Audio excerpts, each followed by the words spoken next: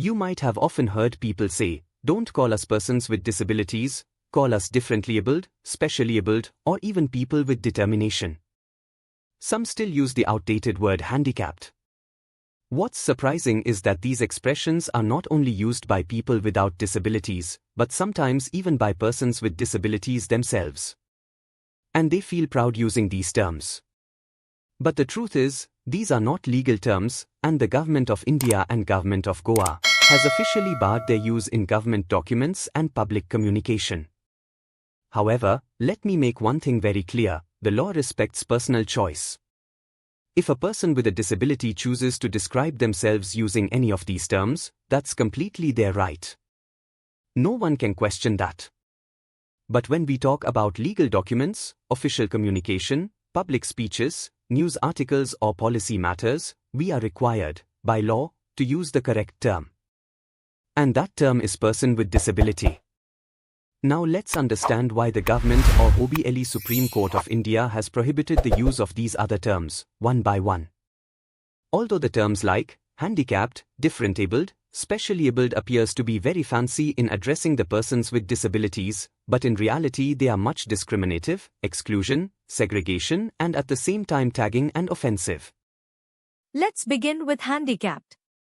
This word has been rejected mainly because of its origin. It comes from the phrase cap in hand, which refers to begging, a completely wrong and hurtful association with disability, and in reality have no association with the disability. In the past, because of discrimination, denial of education and jobs, and even rejection from families, many persons with disabilities were forced into begging. That's how the word became wrongly linked to disability. But those days are gone.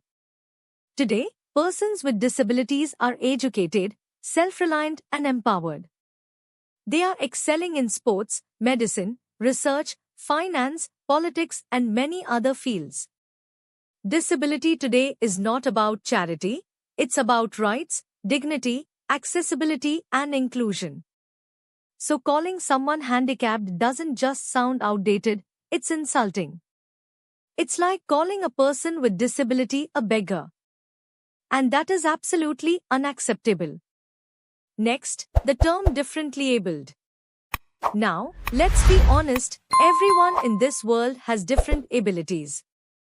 So why use this term only for persons with disabilities? It's not just incorrect, it's actually discriminatory. A person with a disability is not some alien or someone to be labeled as different. They are human, just like everyone else. This term avoids the word disability as if it's something to be ashamed of. And that mindset leads to more division, less inclusion, and denial of proper rights and accessibility. That's why differently abled is not used in the Rights of Persons with Disabilities Act 2016, and it should not be used in official or public contexts. Now let's look at specially abled. This one might sound sweet or kind, but in reality, it's unrealistic and even insulting. It paints a false picture of persons with disabilities as heroic or superhuman. This distracts from what really matters: creating ramps, ensuring accessible toilets, providing assistive devices, and passing strong laws. Calling someone special often leads to pity or token gestures, like lifting someone in a wheelchair instead of building a proper ramp or not allowing something to participate equally with others in the society. It's not helpful, it's harmful. And again, this term is not recognized by Indian law or the UN Convention on the Rights of Persons with Disabilities. It's often used by politicians who want to give a nice-sounding title but not actual rights or benefits. You'll find them calling persons with disabilities as my special brothers or my special sisters. That's not inclusion. That's avoidance. Then we have people with determination. This phrase became popular in some countries like the UAE. And while it may sound inspiring, it hides the real issue. It doesn't mention the disability at all. It gives the false idea that every challenge can be overcome just by trying harder, just by being more determined. But no amount of determination can fix an inaccessible school, a missing elevator, or equal opportunities in employment. This idea puts all the pressure on the individual instead of fixing the society that creates barriers. This thinking goes against the social model of disability, which our Indian law and the UNCAPT both support. Now coming to physically challenged. This is another term created by people who wanted to sound positive but ended up being dismissive.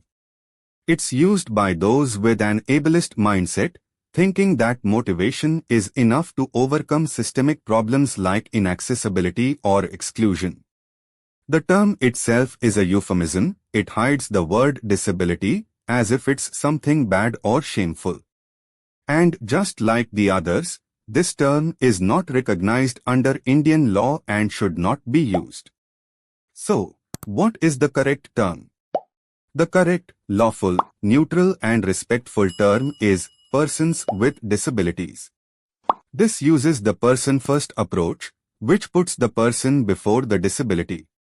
So instead of saying disabled person, we say person with disability. Instead of blind person, we say person with visual impairment. This way, we remind ourselves that a person is more than their condition. It shows respect. It shows humanity. And this isn't just my personal opinion, it is backed by law. The Rights of Persons with Disabilities Act, 2016 does not recognize or support terms like specially abled, differently abled, handicapped, or people with determination. The UNCAPT supports person-first and rights-based language. Even the Hobbieli Supreme Court of India, in its official handbook on the rights of persons with disabilities, has made it clear that only the correct legal terms should be used and barred the rest. There's one more important thing I want to address, the phrase disability community. Now, this might sound like it brings people together, but it can also create a false sense of separation. It implies that persons with disabilities are some separate group set apart from the rest of society. But disability is not something that defines a person's entire identity or identify of his or her family. It is simply one part of human diversity.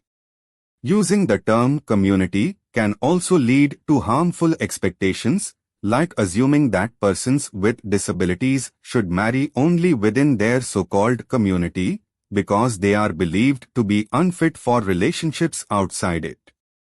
This is deeply unfair.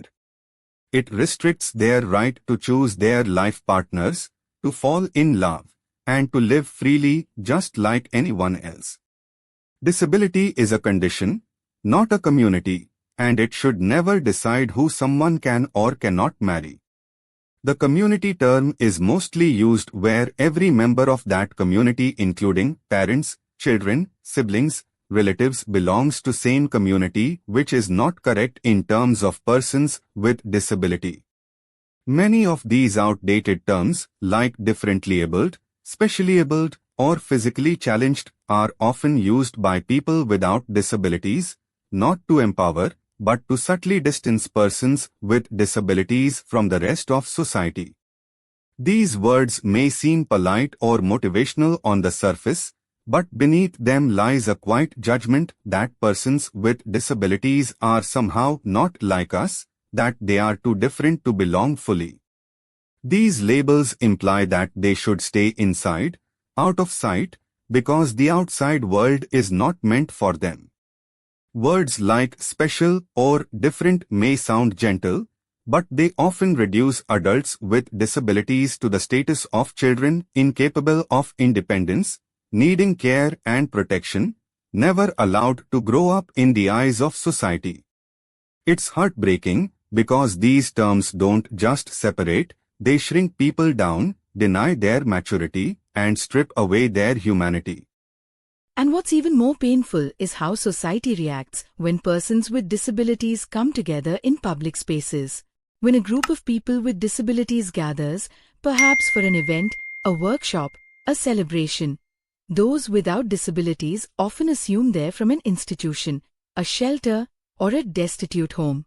Rarely do they see them as professionals, friends, artists, advocates, or just individuals coming together by choice. It reveals a deeply embedded, ableist mindset that persons with disabilities can't possibly have careers, homes, families, or independence, that they don't belong among us unless they are being helped. This way of thinking is not just hurtful, it is dehumanizing. And if we are truly committed to inclusion, then we must reject not only the outdated words, but the attitudes behind them. Because persons with disabilities are not special cases. They are people, with rights, with voices, with dignity, and with every right to take up space in this world.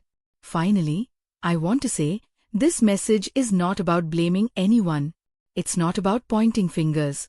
It's about raising awareness. It's about making sure everyone understands the correct terms to use and the reasons behind them. It's about promoting real inclusion and accessibility in schools, colleges, jobs, sports, and every part of life. It's about supporting and obeying the law, and supporting each other. I truly hope this message helps you understand why certain terms are not only wrong, but also legally and ethically inappropriate. If you found this useful, please share it with your friends, your family, or your colleagues. Let's spread awareness together. If you to counter any above terms, you are free to comment accordingly. If you know more on the above terminologies, please share it in comments to encourage me to create more informative videos. And from today, let's promise ourselves, we will only use the correct terms to talk about persons with disabilities. Not out of obligation, but out of respect and legal provisions. Thank you so much for listening.